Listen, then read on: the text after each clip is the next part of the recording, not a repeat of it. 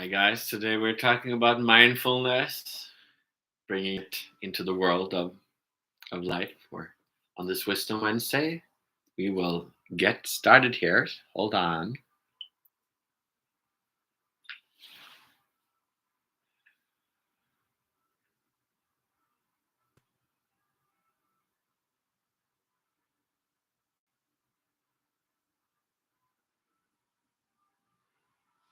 Hi, guys. Today we are talking about mindfulness.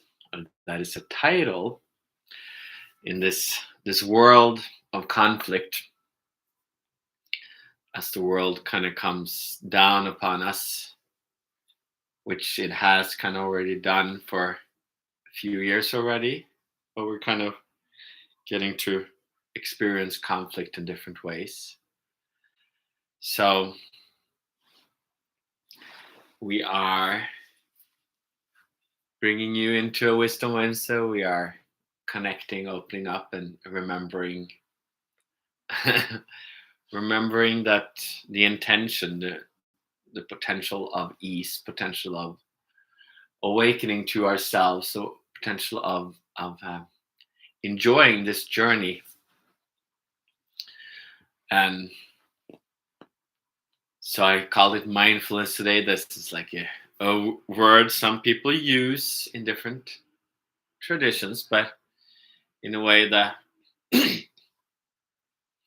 tradition of life that is kind of has been my path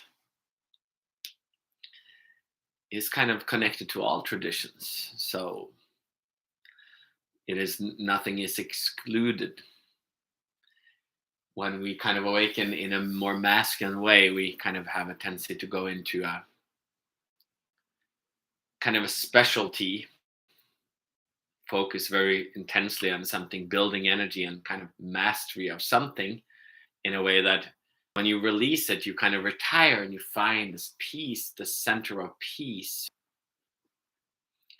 So that kind of requires a lot of creating simplicity with rules. Don't eat this, do that, stay away from that. Don't have a wife or husband, or stay away from kids, or don't eat this and that. Don't drink alcohol. This kind of creates like we're kind of setting ourselves under kind of a heavy scrutiny, heavy rules, kind of creating a little dictatorship over ourselves for the purpose of awakening. So a lot of people be like, okay, well, they will test this out. But in these days, the world, the energy is shifted. We've come to a world,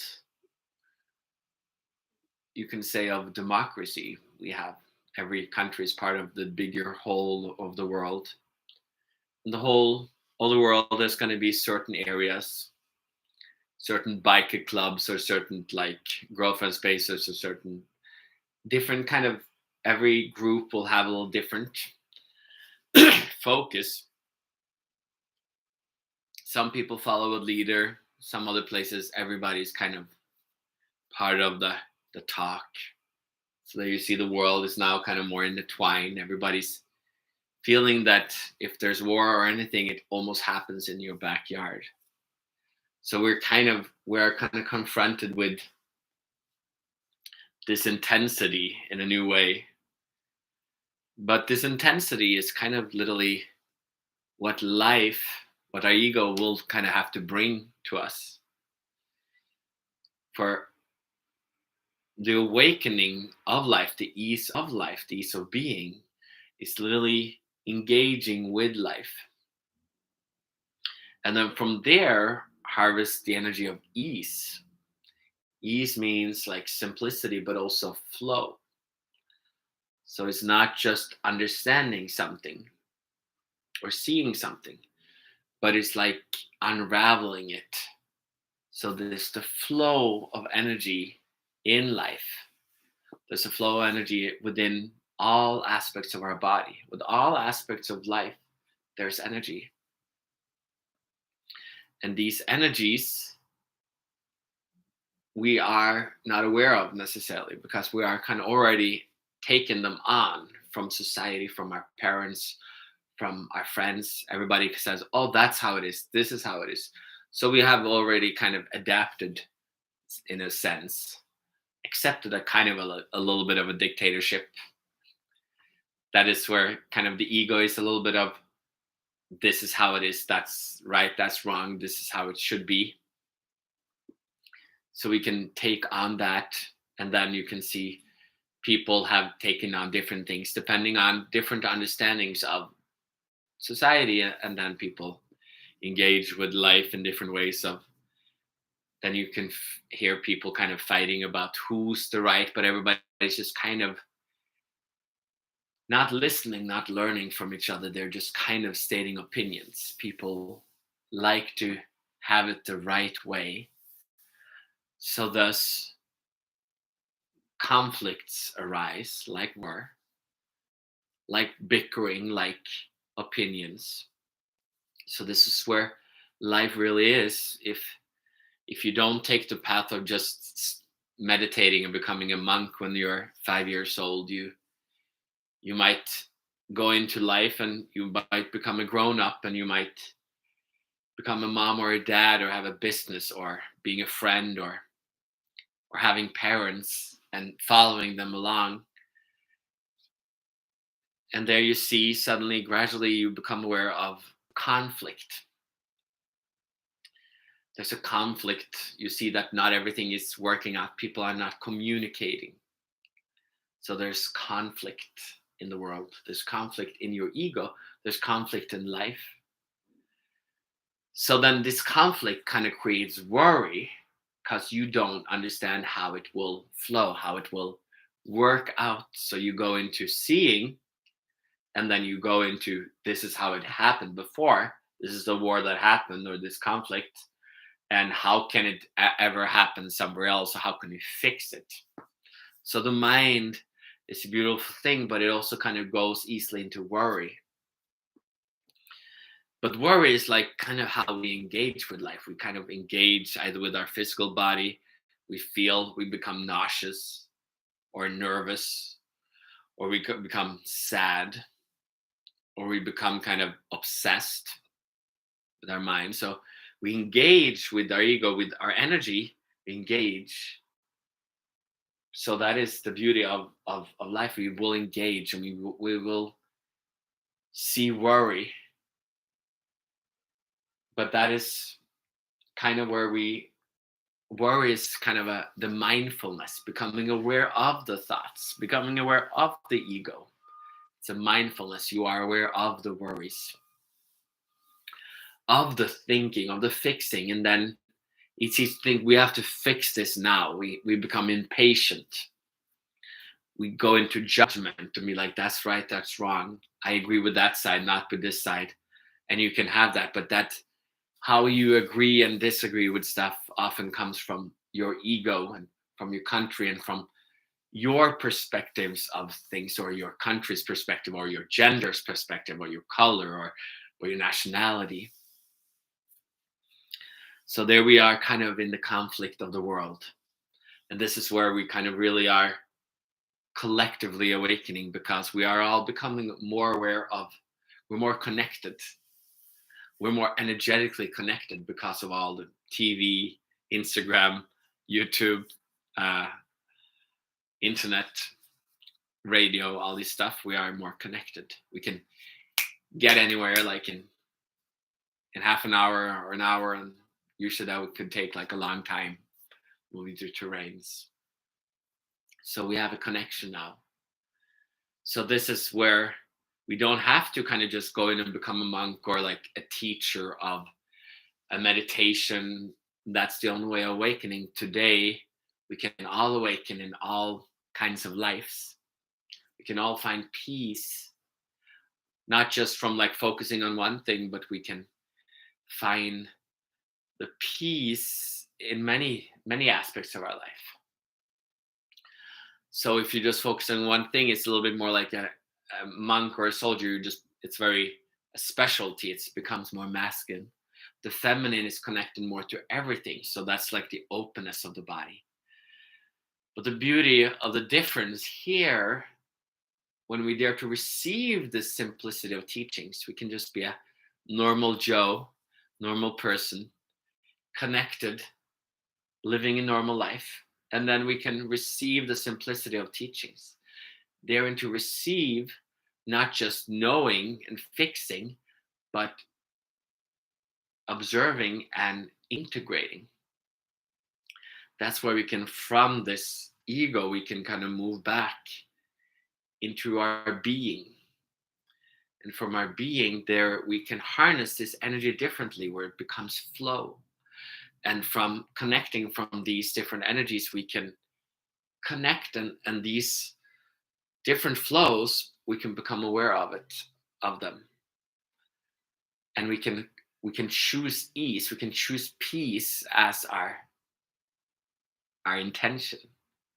And from there we can awaken to all the different flows, and we can gradually expand.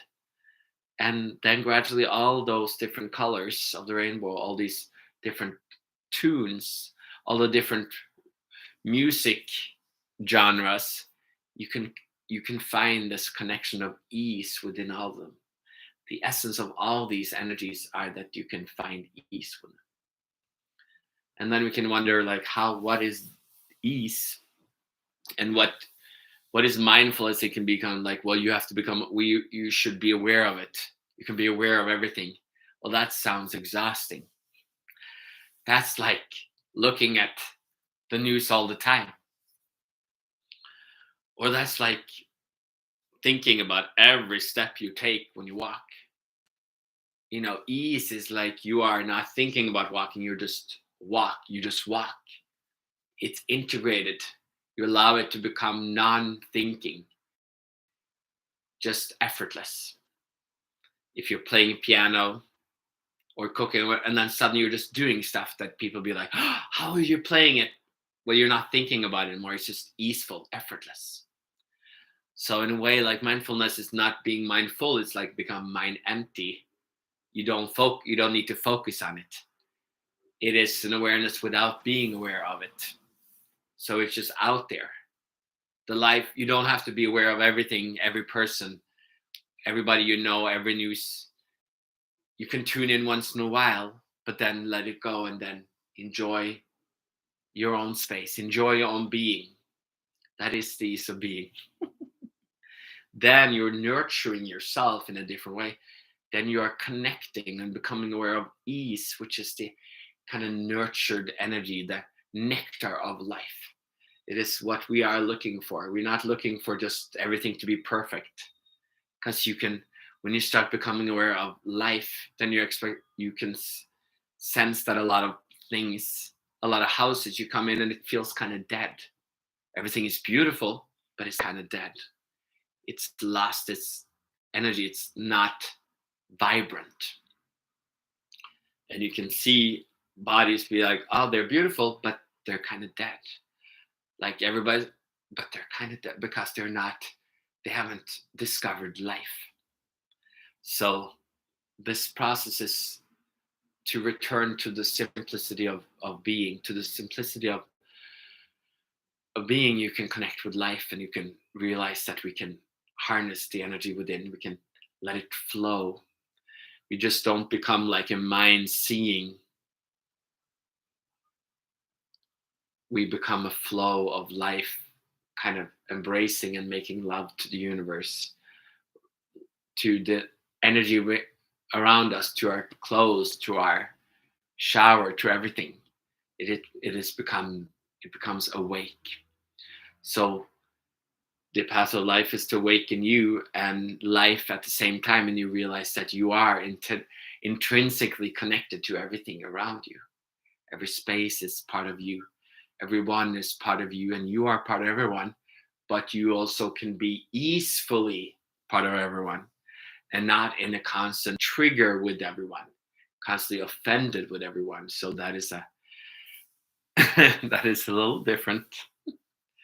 But that is the potential now, is kind of the democracy of earth comes out, every opinion, every wisdom, every path, every tradition, Every country has their wisdom, their beauty. And then gradually you see that we're all kind of interconnected. Every life is precious. And then you can enjoy this journey and gradually just awaken more. And really, like, there's so many levels of awakening that you can go through when you allow yourself the beauty of just enjoying this life, not because it looks in a perfect way, enjoying it kind of in spite of that. You're daring to enjoy yourself, your essence. So that's kind of where you can start feeling more connected to the words, the ease of life, the ease of being, the ease of body being. These are like levels of changes that your energy body can kind of go through, and your body can go through as you become more sensitive and gentle, gently caressing it. Then these energy bodies will open, because it's more of a love making and a compassionate thing, not from a doing it right thingy or from a judgment thingy. It is from a returning to the wisdom of you, the wisdom of the self, the wisdom of being, the wisdom of life, the awakening that is life. Everything is conscious, everything is awake, spirited.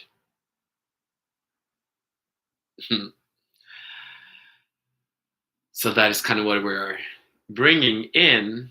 That is where I talk about this, not from a philosophy out there, but from my own experience. So there is energy here that's not just a being separate from life. No, my body is full, vibrant with life.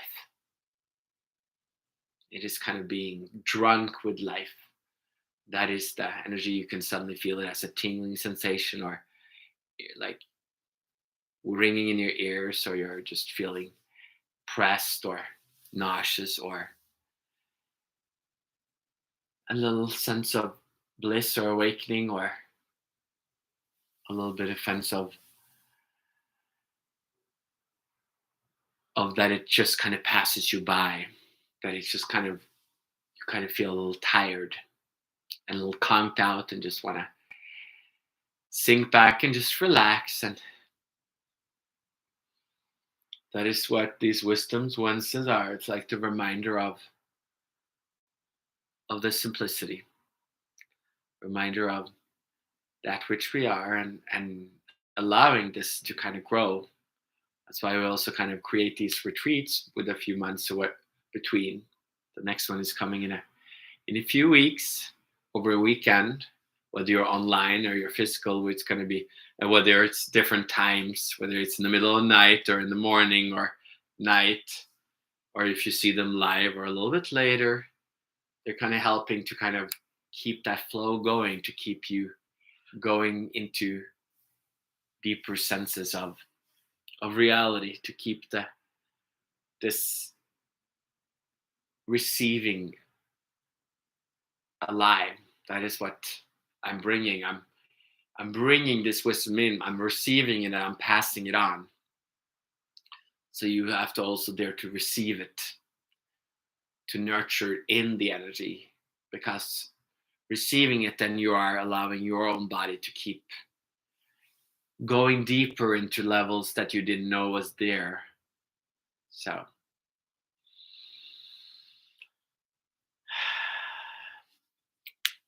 just close your eyes and just kind of, it's almost like a little prayer. It's almost just saying thank you. It's why I also kind of, you sometimes say thank you, like here or inside of your heart, or just in a donation, depending on if you're new or if you've gone there for a while. There's different ways of saying thank you and receiving the words, receiving the energy that is transmitted. So